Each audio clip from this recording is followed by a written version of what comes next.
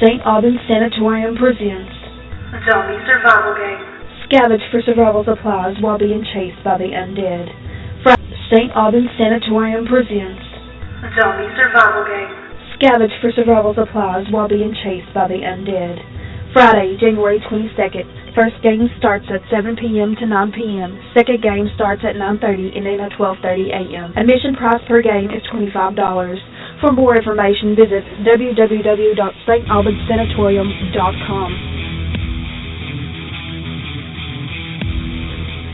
Hearts and Spirit, the intimate, unique, and meaningful conference that focuses on questions about what happens when I or a loved one crosses over and what comes after. Held at the historic Nickerson Sneed House in Glade Spring, Virginia, April 29th, 30th, and May 1st. The conference features some of the most interesting topics presented by exciting, informed speakers such as Tara Perfetti Street, Bruce Barraclough Jr., Misty and Ashley Connor, the Connor sisters, Pat O'Keefe, Adrian Harless, Lee Shillings Edwards, and more. Only 50 tickets are offered for sale. Tickets to a Victorian seance offered free to first 24 ticket purchases. Conference tickets are only $75 plus tax. Get your tickets now at heartsandspirit.com. Again, that's heartsandspirit.com. Welcome to Within the Chaos with your host, Rodney Shortridge, and co-host, Robin Dalton.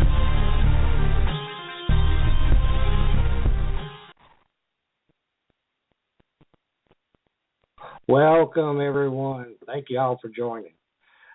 Within the Chaos, my name is Rodney Shortridge, and I'll be your host, along with my lovely co-host, Robin Dalton. Tonight, we have a good friend of mine and honorary member of Black Diamond Paranormal Society. He's written a children's book called Marty Mothman Jr. and the Monster Squad. Now, he'll be on here in a few minutes, and we'll go ahead and have a little chit-chat with Robin and see what's going to happen with some things that's going on with Black Diamond. Are you there, Robin? Of course. Well, tell everybody till Clayton gets on here about what we got planned a little bit for the year for Black Diamond. Well, Black Diamond right now, we are getting ready to go on our first investigation of 2016. It's located in Bluefield. We're very excited about that to get started. We also will be planning our events that will be coming up.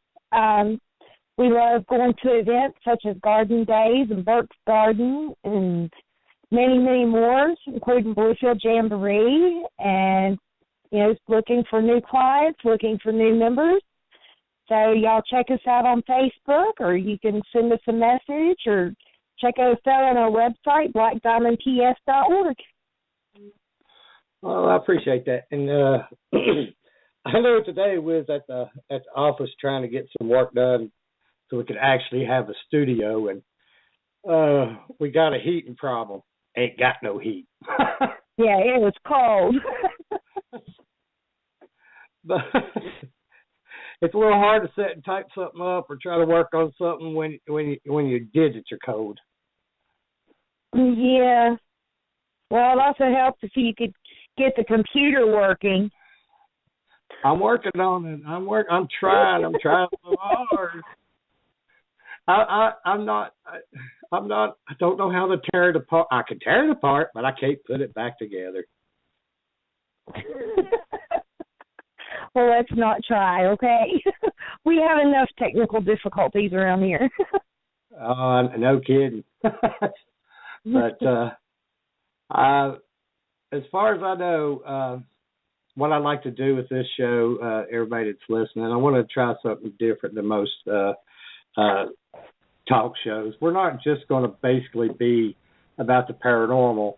We're also going to be talking to people in the entertainment world, the music world, art, cryptozoology, aliens, politics, and religion. The two that people just love to talk about. Some science that people don't really believe that's really true. and anything in the universe, the sky is the limit. Uh, because with everyday life, everything in some way has some type of chaos, and no matter what you talk about or what you do, I think that's the reason why I came up with the name, is to talk about everybody dealing with the chaos in their life or in the world, and I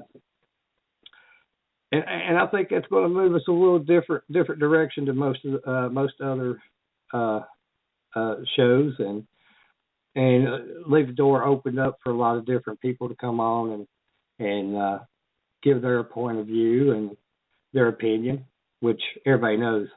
Lord have mercy, I've got a lot of opinions.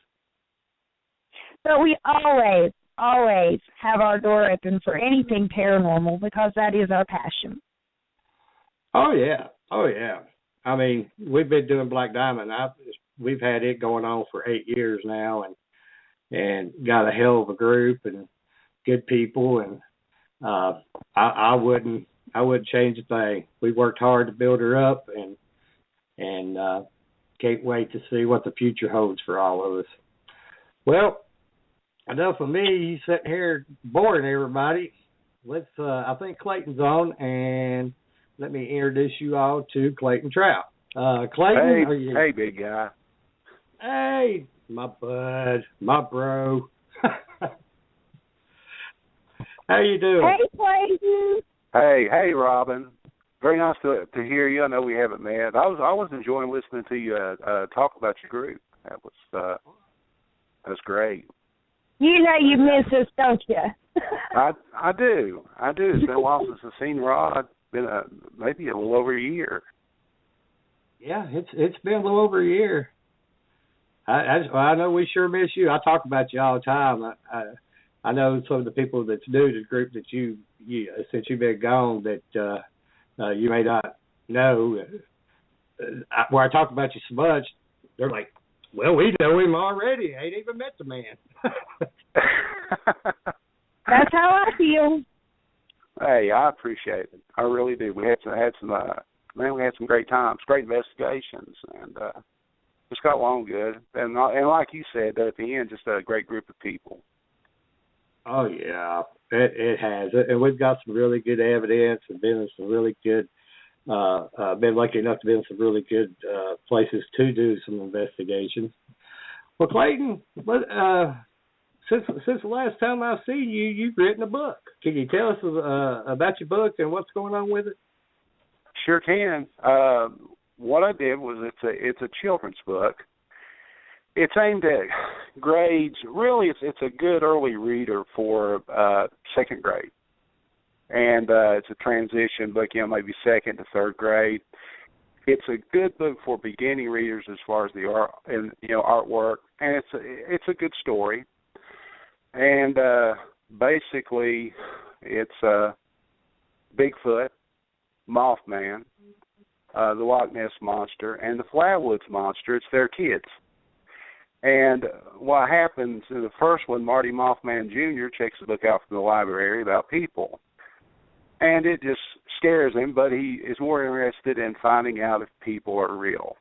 So he forms the Boogie Street Monster Squad, and they set out to prove that people exist, and, just the hijinks begins. And that book came out in June. And my second book, the Boogie Street Monster Squad, there is a monster in our school. It's about a school bully. And this is the direction that I want to take the group into, trying to, give a little bit of a lesson and yet have fun and entertain the readers. And that's where I'm at. The second book should be out in about 2 weeks. It was supposed to be out in December, Rod, but I had that little accident and it kind of got impaled and kind of threw me a few weeks behind. I heard about that. I bet that was a heck of an experience. Yeah. Experience that's right. That was an experience. We were we were filming Night of the Were Rooster, and which is, it's kind of a throwback to the 70s horror movies. And we were actually filming. I was filming I just did a couple of scenes and filming the last scene in it, and was actually filming the scene where I fall off a cliff when I fell off a cliff and got and got impaled. Irony. But wow. Well, I'm glad that you're recovering and doing better. That's an awful scary. Me being a hypochondriac, Lord, I would have died.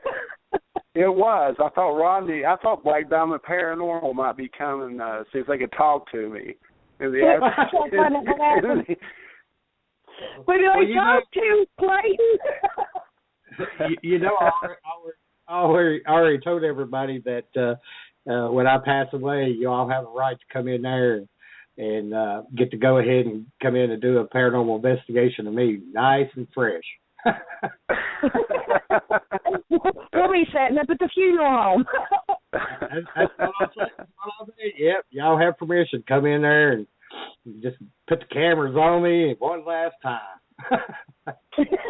We'll be able to tell if it's you, so there won't be any mistake. But back to it, I appreciate you having me on. I really do to talk about that.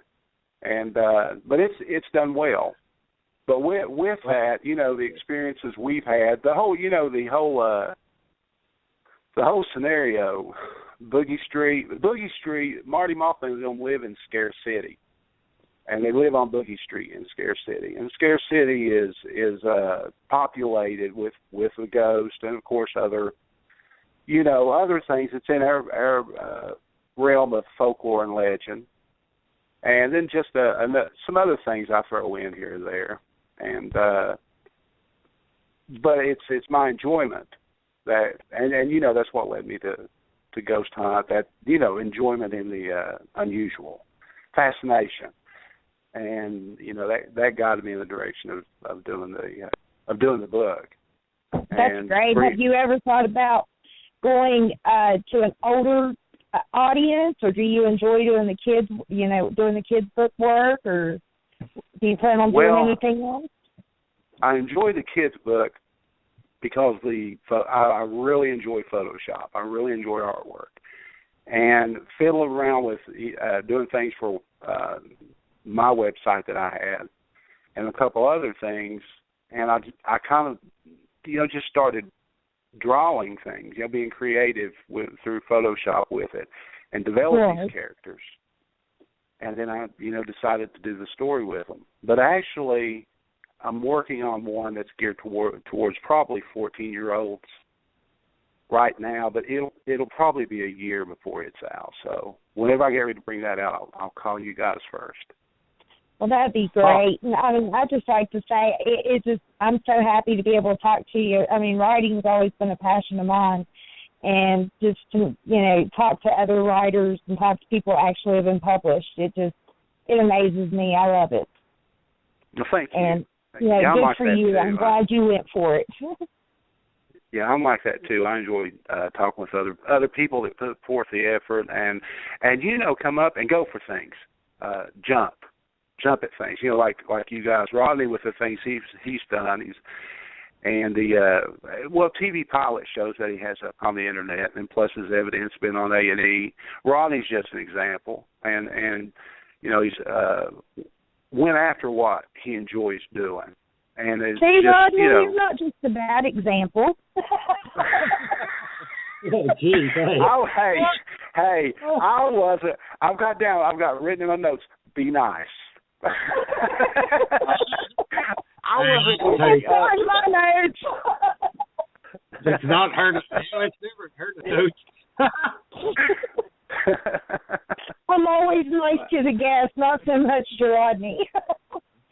Poor Rod. Well, we were on one investigation, and it was at was it the Major Grand Mansion, I believe.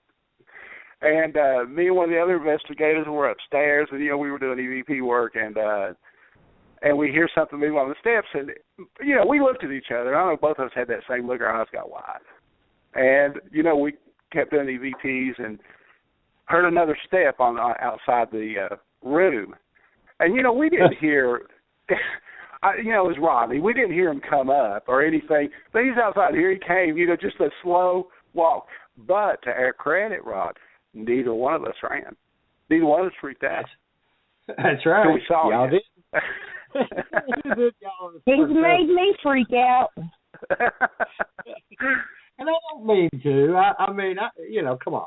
Everybody makes it sound like I'm trying to make everybody scared. I mean, come on. I'm professional. You are. You are. And then whenever things are winding down is whenever we carry on a little bit and have a... Oh, yeah. I mean, you have to. I mean, you really do, because after so many hours, you kind of get a little tired and get a little goofy. Now, Ed, we've been on a few investigations and together, and I one thing about your book, I was wondering, are they any people that you've worked with that may have influenced any of your characters in your book, or are you just going with the flow and just making them up as they go?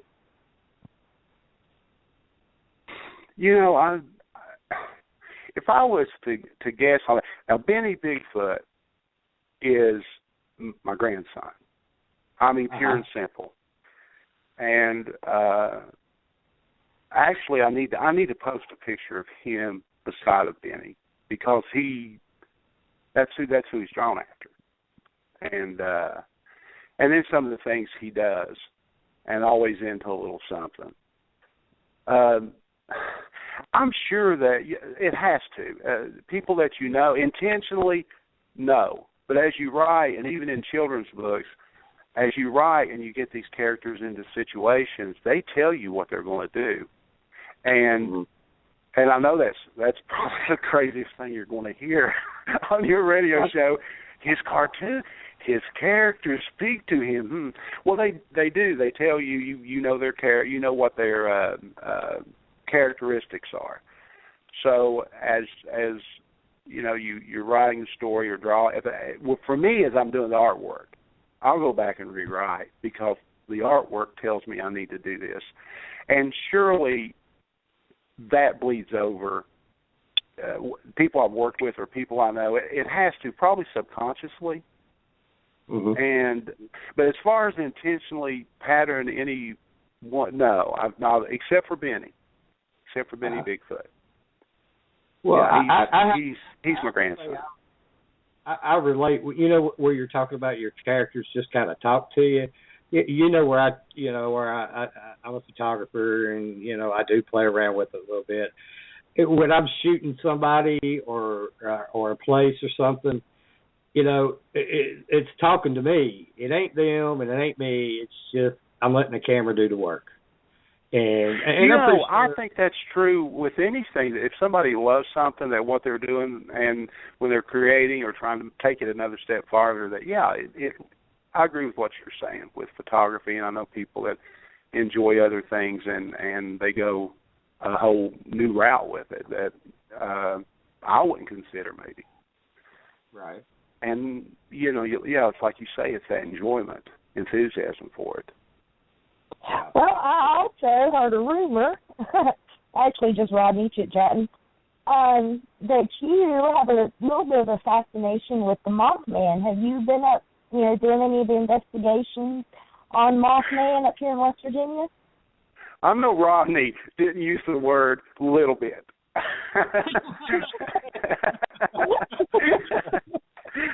I mean, he said, this guy when it comes to Point Pleasant.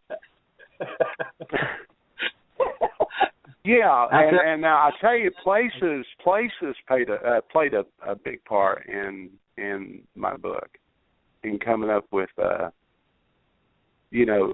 ideas, and I think that I don't want to say creatures, cryptids. That was my first interest, and reading about the UFOs, and we had a small library where I lived. And I got a hold of John Kill's book, The Mothman Prophecies, when I was probably about 15. It hadn't been out long, and it scared me, and it fascinated me. And as I read, I remembered that I was 6 years old when the bridge collapsed, and I remember the paper, and I remember my dad and mom talking about it, and I remember there was a part about the Christmas presents floating, and it wasn't Mary Hyre's dream, although she dreamed that. It was in the paper, near Christmas, and the presents floating in the water, and man, it created an image in my young 6-year-old mind, and it stuck with me. And then, to answer your question, I've made many trips up there. Made some trips up there with some very, very good people. A group I used to work with did an excellent job, and we investigated out there at the TNT area and place in town. And then plus I went back myself and have spoken with a lot of people about it. So, I'm obsessed with Point Pleasant. Point Pleasant is a great town. They've got great people there, and they're always willing to talk, to you about and I've really got both sides of the picture. I've spoken with those that say, this was going on. I've spoken with those that say, no, here's what they think happened or felt like was happening. So, and it's left me to judge for myself some of the things. So, no, shut up now. No, you're fine. You're fine. No, you're not supposed to shut up. This is radio show.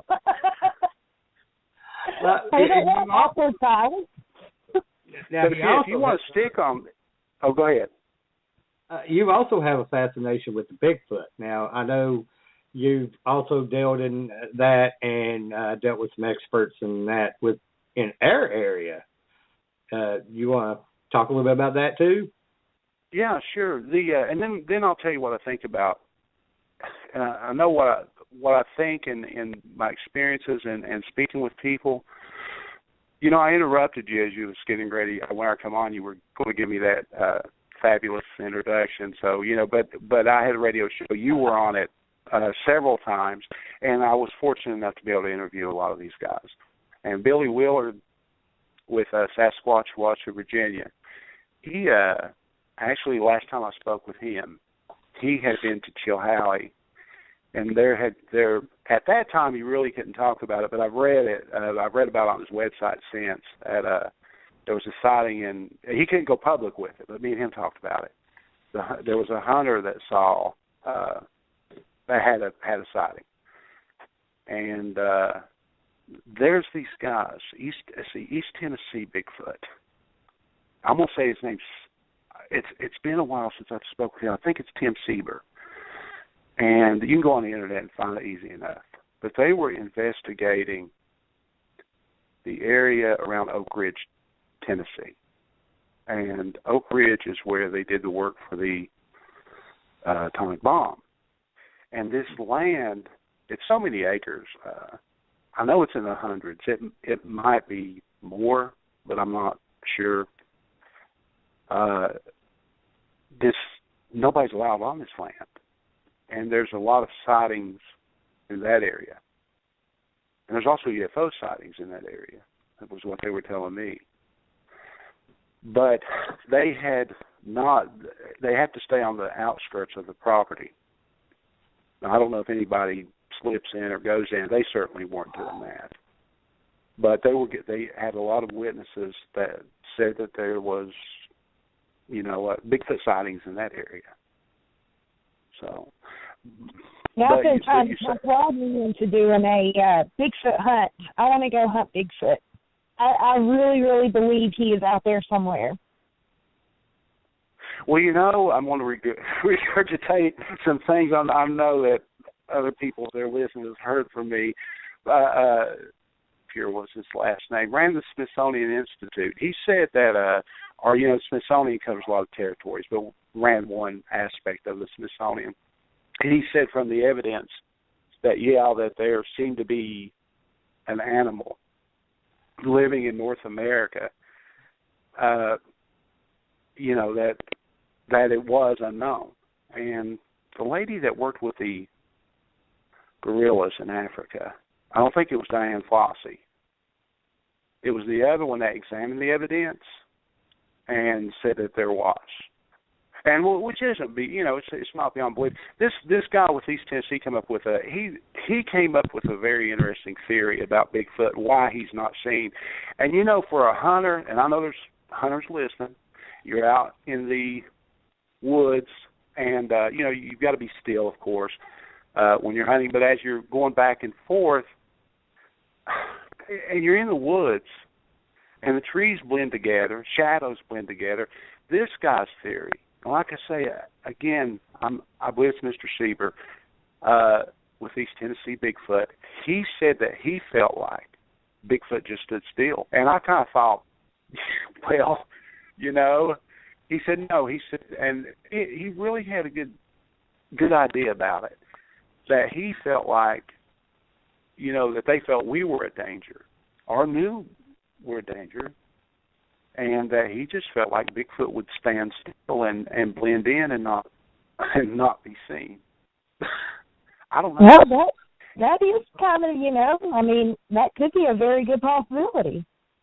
Well, you think creatures that have been around for, who knows how long, and watch man, populate the planet, they may have got that instinct to avoid us because they've seen what mankind has done to the planet. Well, sure, or done to their planet, their habitat, their area. A lot of the Indian legends, and this stuff is the internet's inundated with this stories and the legends and the sightings that back in the 1800s and the Indians, their terms for them. And a lot of the areas out in the Northwest are named for use terms that they called Bigfoot, their version of Bigfoot. Some of the towns are. Now, do you think that the legends of giants may tie into Bigfoot? Sure. I could see that. Well, I said, some of the Indian tribes call them their red-haired brothers, and then some of them did call them giants. And so, yeah, certainly I do. People see things they don't understand or doesn't fit into their realm, doesn't fit into what, okay, hold on just one second, doesn't fit into what they believe is real. And so it leads them to invent stories or, heck, somebody comes to the door. I'm sorry. So, go ahead. What I was, because on one of our cases, me and Mike Brown were walking, we were doing a park, and the audio we picked up, it sounded like, because it was walking on pavement, and then it sounded like we were walking through like a metallic catwalk for about 20 seconds. And I know me and you talked about this in the past. Do you think UFOs or time displacement or even possible wormholes have anything to do with, the paranormal and Bigfoot apparitions and so forth? Yeah, I certainly do. I think that they all tie together. Now, not every event, certainly. Not every ghost is tied to a UFO event. But I believe that, I call it the House of Frankenstein theory. Universal did the old movies, the horror movies, and they did the Universal House of Frankenstein, where all the monsters were there together. So that's my term for it, the House of Frankenstein. I think it came together in Point Pleasant, where you've got the UFO sightings, you've got the cryptid, you've got poltergeist activity, and then plus you have hauntings. And I know it's out there and a lot of people don't accept it. I developed that theory, or I followed that theory early on, I guess with the Mothman prophecies. and with reading Jacques Vallée, his books, that these things have been with us,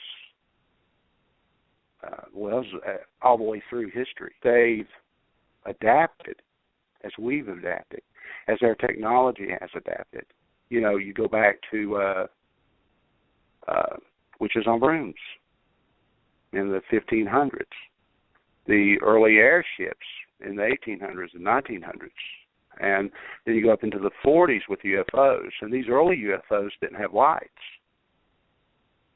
and they are that I'm aware of, and then it developed into these UFOs were lit up and had different lights as their technology developed. As we started flying, as we developed aircraft with lights on them, then it's progressed as we have progressed. And there's been reports, of course, with Mothman, but certain Bigfoot sightings, and not everybody's going to agree with me on this, and I don't either. I do think there possibly is an animal living in North America. It's been sighted on every continent. Bigfoot's been sighted on every continent except for the Antarctic, and so certainly I believe there is some truth to that. But with that said, some sightings have a lot of similarities to demonic sightings. You know, the sulfur smell. He shows up, Bigfoot's there, and then he's not. And like you said, maybe a vortex type situation that they can go in and out of. You know, I believe certainly that was true with Mothman. I've even read that about Loch Ness, but you know that might be stretching a bit. So, did I answer a question? Oh, yeah. You was answering much before I could even ask them. No, but you've heard of the ancient alien theory, right? Sure. Yes. Yeah. And I've watched them and I've listened to them and read some books, and with the paranormal, Bigfoot, crypto, it to me it feels like something has been here way before mankind, or may even created mankind out of either some type of necessity or just for an experiment. But I think, in my opinion, it feels like like you said, all this in some ways seems to all tie in together. And what do you think about the ancient alien theories that's going on out there right now? I'm gonna tell you. I'm gonna quote my favorite guy, John Keel, and he said that the universe doesn't exist like we think it exists, and we do not exist like we think we exist. And I think that might have that meaning might vary from person to person. The ancient alien theory, yes, to some it's God and demons. To others, it's extraterrestrials that came here, seeded the earth, and for whatever purpose, as a slave race, to harvest us for some reason. You know, there's things. I was talking to my brother, and we got on the subject, and he brought up about gold, and we were talking about the ancient aliens, and that gold has, I mean, really, if you think about it, has no value.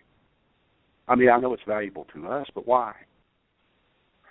And his theory, and he had picked it up listening, and I think we all listen to different people and what they say, and then we mull it over and come up with our own theories. And his idea was that, you know, if we were planted here as slaves and we were mining gold, that this is carried over in our psyche.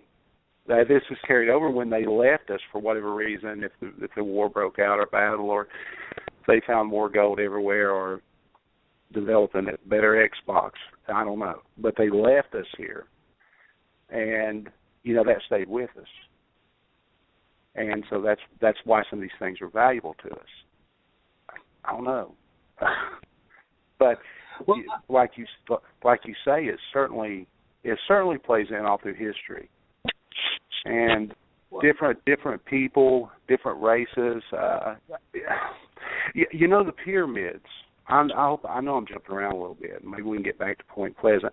The pyramids all sprung up almost at the same time on separate continents, and they found them everywhere.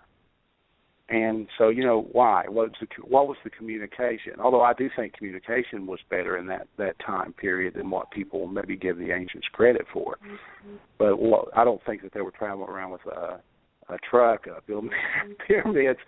But who's to say that the communication and visiting here and there didn't occur? We speculate a lot that it couldn't have. But it's odd that so many things occurred at the same time during these time periods back in when the Egyptian pyramids were built and the pyramids in South America were built, and it's just odd. And then in China. Oh, I agree. And the one biggest thing I have that, or my opinion or theory about it, is that, like you said, gold.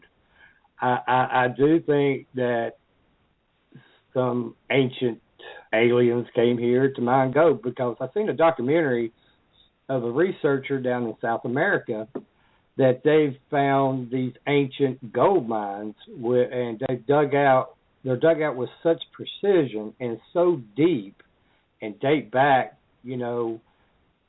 like a million years. And once you listen to him talk about that, and, science has said that we have, that mankind came out of Africa, then it makes you wonder, did some ancient aliens come here to create us, or like you said, slave race, to help mine this gold? And once they got done with us, moved on, and then man started wandering the planet? Well, I think it's certainly a possibility if that's what happened. And then there's other theories that, and this is going to turn maybe dark, that there's something more that we're being harvested for. The movie Signs touched on it. That the aliens come to harvest us. Mm-hmm. And I don't know if it's food. I don't know if it's something we carry. The spirit, the soul, seems to be a very important thing in ancient literature, and of course the Bible, and in all holy books, what people term to themselves as being holy, and that maybe we ourselves are the treasure, and that that's when you cross lines into gods and demons and things. Mythology. I'm not sure that all this mythology is not Apollo and Zeus, that it's not based on some recollection that goes back into very ancient days.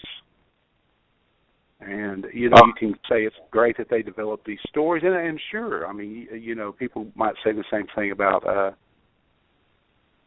Star Wars, that it really happened, millions of years from now or whatever. You don't know, but you look at the stories. You look at the Sanskrit, the Indian Sanskrit, where it speaks of the Great War, and literally defines. It describes a nuclear devastation, a nuclear holocaust, and that the Sanskrit is. It's ancient, and it talks about the two brothers that battle each other, and it ends in this annihilation of this other race. And the one brother is sorry that he did it, and he leaves. And I think that's the I'm not sure, but I believe that's the text that says, "I have become death, the destroyer of worlds. I'm not 100% sure on that, but I believe it is. Yeah. That's one of the statements. Boy, it got deep, didn't it? Oh, yeah, I got that. Yeah, no kidding. I'm like completely lost. But, I'm sorry. I'm so sorry. I apologize to your listeners if I jump around. I really hope they read it as enthusiasm. I enjoy this stuff. Rodney talks about this stuff all the time, and I guess I'm just so, I'm set in my ways, and I was, even though I believe in the paranormal and I believe in crypto, and I love all these things, and I love the ancient history and all that. I guess in my mindset, with the way I was raised and all, it was all biblical, and so I've never really looked into all the, other stuff that y'all are talking about. And so I'm kind of lost. I think it's good to look into it. Last night, whenever I talked to Rodney on the phone, Rodney, where was I going? Church. I said bye. Yeah, I was going to prayer meeting. And I think it's good. I think it's healthy. I think that anyone I think it's wrong to impose what you think or what you believe. But I think it's healthy for the individual to make their own choice. And I think it's healthy to explore and to look. If you don't explore and then you sit back and make fun, or you call, or you say this and that, it to me, it doesn't cheapen the other person. It cheapens that individual that's doing this without a good cause. Right. And I've explored all realms, and for me, this fits what he says about ancient aliens. I've sat with people. We talk about things like that. Things are, it's mystery. It's supernatural, and it's a lot of fun to wonder and ponder. Oh yeah, to have. Definitely. Piqued my own interest to where after the show, I'm probably going to go check some of this stuff out because it's stuff I never really thought about before. Well, me and Clayton, we've had these conversations, and also with Matt and Dave. When you have an open mind and you can sit and talk about this, and like Clayton was saying, regardless of what you believe, but if you're able to take a step back and have a discussion and be open-minded about it, that really helps, in my opinion, make a person more rounded as an individual. Right, I guess maybe I'm just more simple-minded, like, like when we talk about crypto and stuff like that, people are like, oh, there's no proof of Bigfoot, there's no proof of Mothman, and I'm thinking, in my mind, I'm questioning everything because I feel like if a story has been brought to light, then there has to be a base somewhere for that story to have been created in the first place. Exactly. Very well put. Very well put. I think somewhere someone has seen something, and I certainly imagine that people imagine stories and come up with stories, and that's good. But even then, they base it on, back in the old days, they would write. The children's nursery rhymes a lot of times were written, they were masked when they were actually talking about the king, so they didn't get beheaded.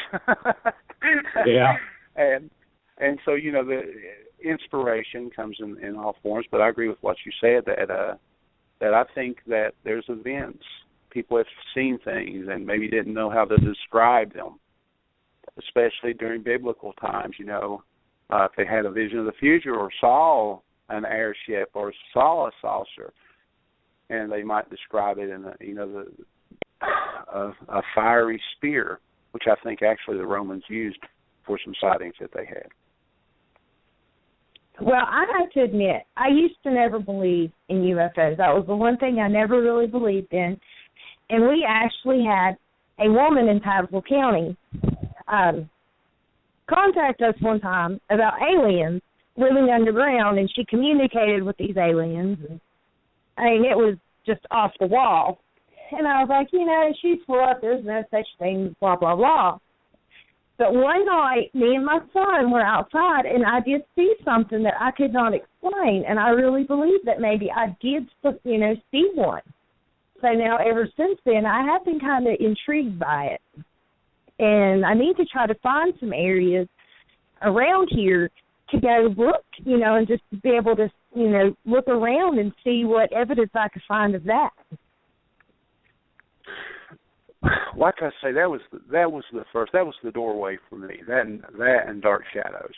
That was the doorway for me into this fascination with I term it more supernatural than paranormal. The UFOs. Let's go back to Point Pleasant. Rodney, you might have to tell me when time's up, but let's go back to Point Pleasant and this. And like I'm going to say the House of Frankenstein, where everything seemed to come together for whatever reason, if it was real. And for the sake of the show and the listener, we're going to say it was real. And it would have to. It's either it's real, or you got over 100 witnesses lying. I'm sure there's misidentifications there, and or you've got. Maybe a test that went on there conducted by the government, and I'm not going to, with some of the things that happens in the world, I wouldn't rule that out. But if it was, and this doorway opened, and you had this creature that shows up, and then shortly after you have or roughly the same time, these UFO sightings. And then you have the ghost activity, the poltergeist activity. You had phone calls, the ghost phone calls. People were calling and saying they were John Keel, and it wasn't, according to him and according to the witness. And if you read the book, and I know a lot of your listeners have, and it just it was all there.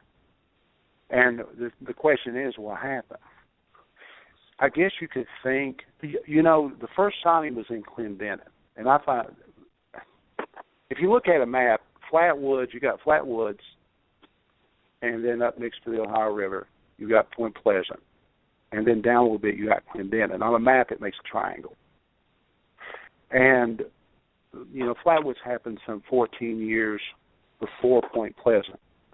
But there was still activity there.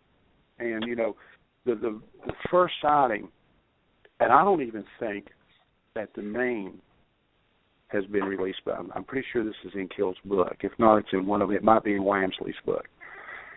Says that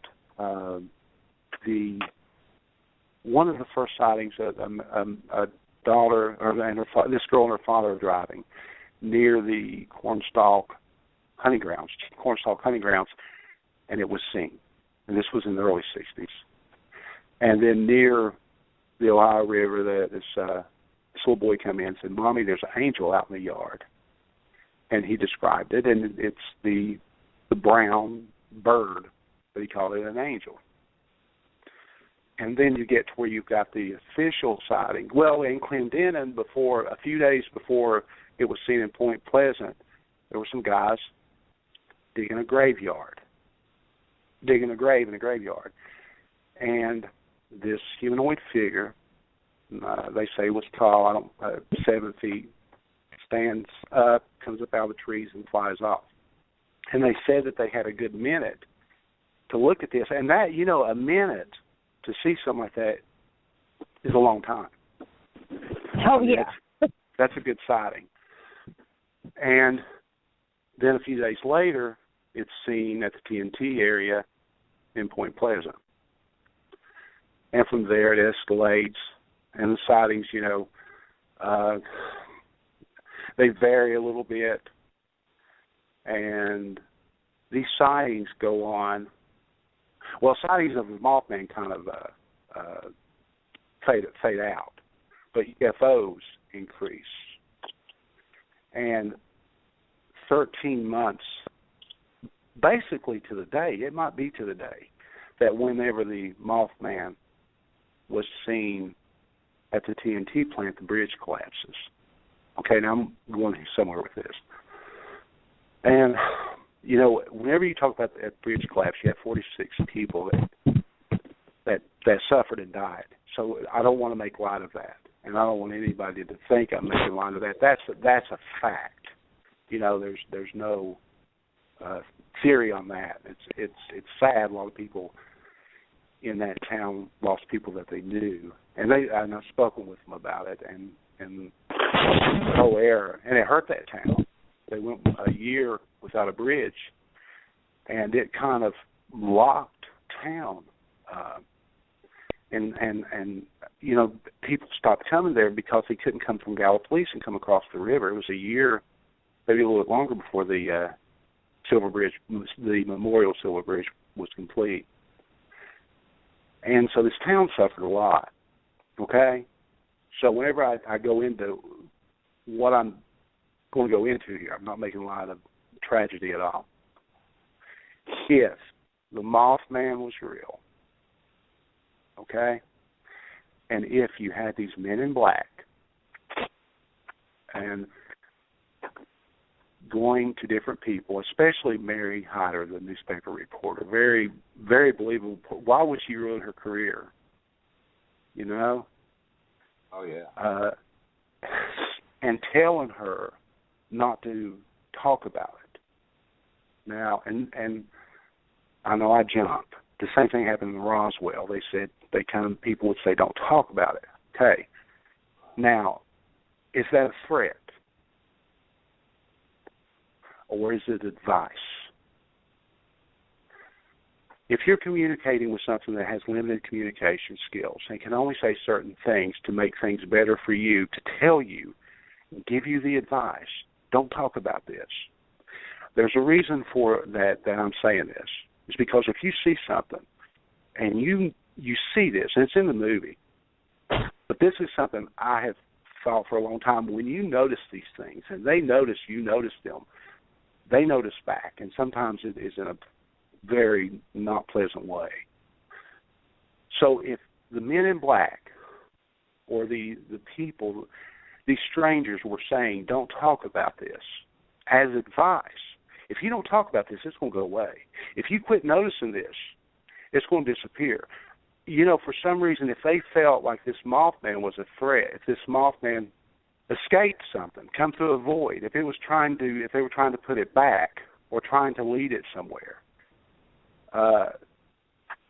you know, if you're going to go that way with it, and if you're going to tie in the Silver Bridge tragedy, and I just wonder sometimes, and it's also in Kill's book, I just wonder if the Silver Bridge wasn't a distraction, and that cheapens what happens there.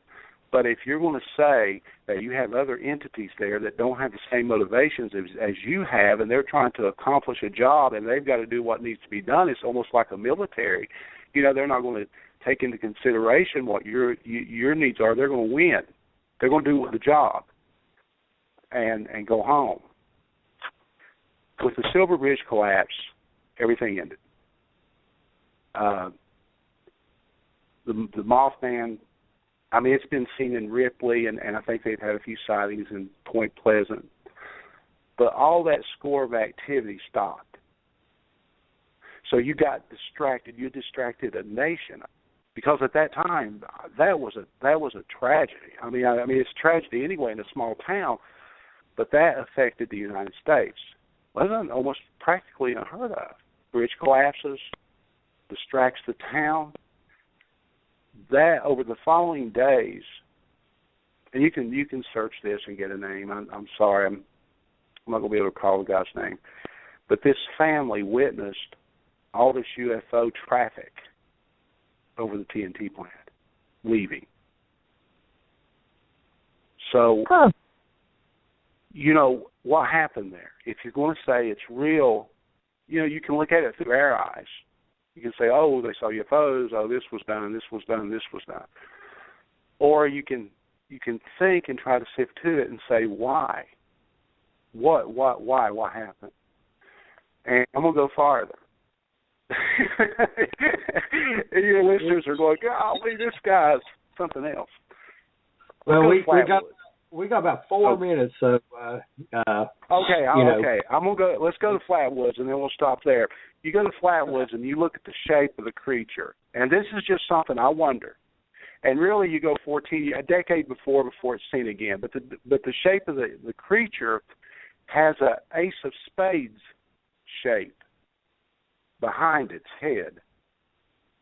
And if you tie this stuff together, you think that it might be tied together, and the Mothman maybe came in another form, the ace shape could be the wings encased in a suit.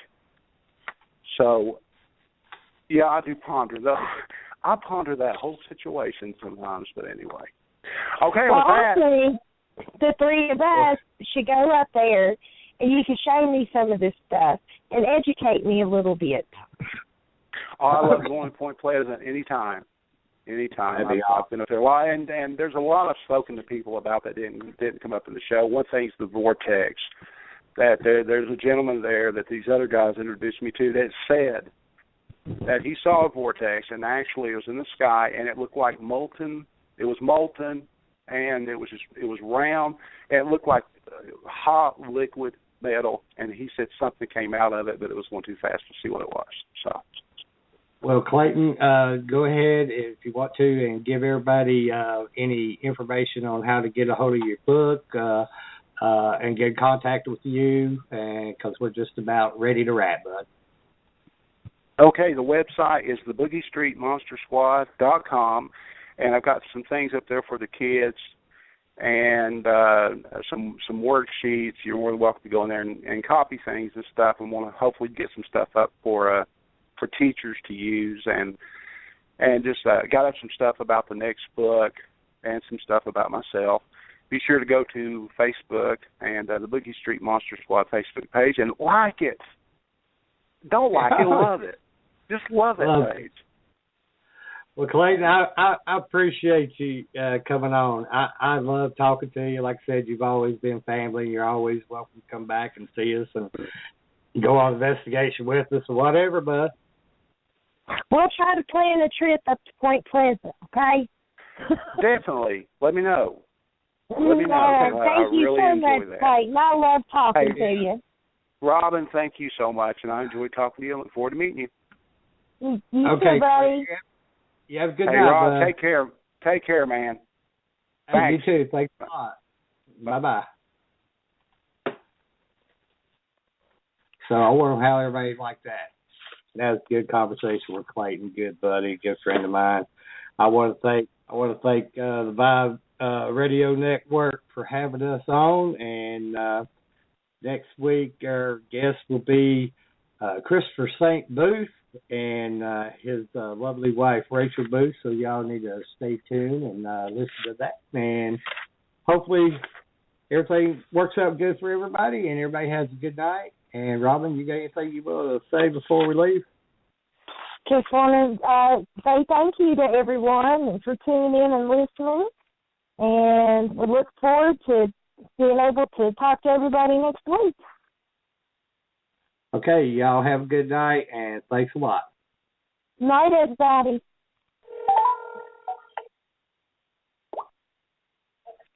Hey.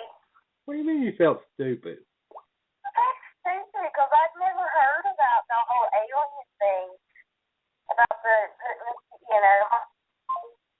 know. Oops. Shit. Are you still there? Hello? Oh, sitting there talking. Sorry, that was my fault. I accidentally hit the button when I was moving the. But what was the last thing you heard? I felt stupid.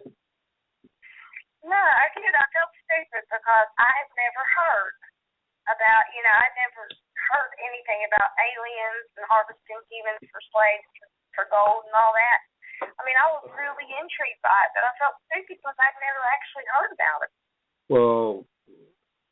Well, I guess it's because I never really talked to you about it. I talked to Clayton and that's wrong. Is because a lot of people that are big into Christianity and God and all that, they don't really like hearing the theories about how man actually, by ancient theories, got started on the planet. See, well, I kind of agree with Clayton, and you've always said it, you got to be open-minded. Well, educate yourself on a little bit of everything. Yeah, that's true, but, some people take offense to it, and, and it's just something not really brought up with certain people in the group because, I just never wanted to offend nobody. Or anybody, say, well, my religion says it's this way, or my beliefs is this way. Yeah, I know you're giggling because I think I've actually mentioned a little bit to Jeff before. I think we've talked about it a little bit. That's because I was like, wow, because I was like, really? And I was like, that's kind of interesting. You're like, damn, where did Rock pull that out of his ass, wouldn't you? Mm-hmm. Him and Clayton just. Done that show without me because I don't want that much to the conversation. Yeah, you did. Shit. You did good. Oh, okay. I think we stopped a little too short, but that's all right. It was only like 10 seconds. Well, I tell you. I say everybody's sleeping tonight. Lord, we know who the dumb one of the Vibe Network is. No, they're not. Jesus Christ. No, they're not thinking that. I know I want to go in here and see the numbers real quick. Stats. I'd like to see how we did tonight. Let's see. Oh, it ain't showing them yet. That's all right. They don't show them until tomorrow. Shit. But I know last week we had 116 listeners. It's amazing. You didn't cough the whole time. I was sucking it in a couple of times. Whew. But yeah, Clayton. I'd like to know if any of our group listens to it, because I definitely, I make them listen to it because I'm sitting right beside of him when I'm doing it. So, I mean, what do you think about it? Nathan got into it. He was listening. He got sitting and listening to it. He was going to get up and go take a shower while we did it. And he got interested in it. Never did yet. Damn. That's one thing about Clayton. God, he's a fascinating guy. He's full of knowledge. I mean, he's He's jumped the news a couple times. He thought about jumping in, but he hadn't asked permission. What, he have a question? I don't know if it was a question or an opinion. Or a theory. Yeah. I like Clayton. I'm serious. We ought to play the trip, even if it's just for, I don't know, how far is Point Pleasant from here? I have to look it up. I think it's about middle way in West Virginia. It's somewhere close to Ohio River. We go up there and spend the day, just go up there and walk around and let Clayton show us and stuff. We can record up there. That'd be awesome. See, what he's wanted us to do before is go up there and do he can do a little investigation. Go to some of these places. He knows these people, and hell, we can go up there and nothing else. Just take some camera, just handheld cameras and audio recorders and just walk around. But I've never been there, but I wanted to go. I mean, he's always wanted us to go. And they also have a Point Pleasant festival or a Mothman festival or something like that.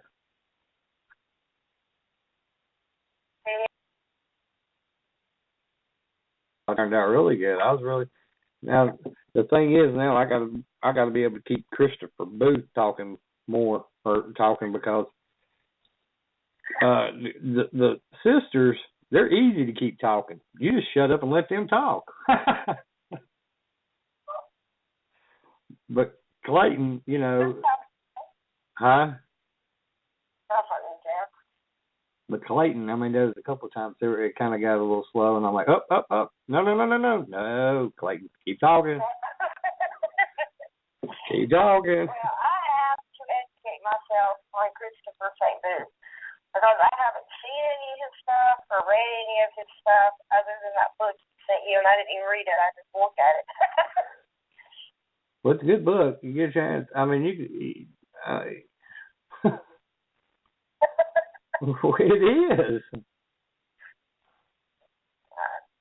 I'm psyched. And he actually, kind of gave me a little bit of motivation to, write some more. Well, I like I said, I was really surprised he did this book, and I'm glad he did. Clayton was in a bad place, and like I said, I hadn't seen him in a little over a year, and I'm glad he got himself in a better place now than what he was. Yeah, I've seen a picture on Facebook. It was like one of those marquee signs, and it said, "Fall off a bridge, not in love, it hurts less." Yeah. I thought about Clayton. Damn, poor guy. But he's in a better place now, and I'm happy for him. I really am. I like for him to come back up to the office and, maybe even go on investigation or something with us sometime, or us go up there, with him to Point Pleasant. That'd be awesome. Hang out with him. I tell you what, you can learn a lot from Clayton. Clayton is a very smart fucking man. You are too. Huh? You are too. The shit. I just bullshit my way through life. Bullshit. Oh, did I show you a little bit of smartness tonight from the rod? Yes, you did. That you always do. Was Jeff sitting there going, is that Rodney or is that someone else? Well, I think he was intrigued. You're like, who the fuck? Where the hell did he pull that shit out of his ass? I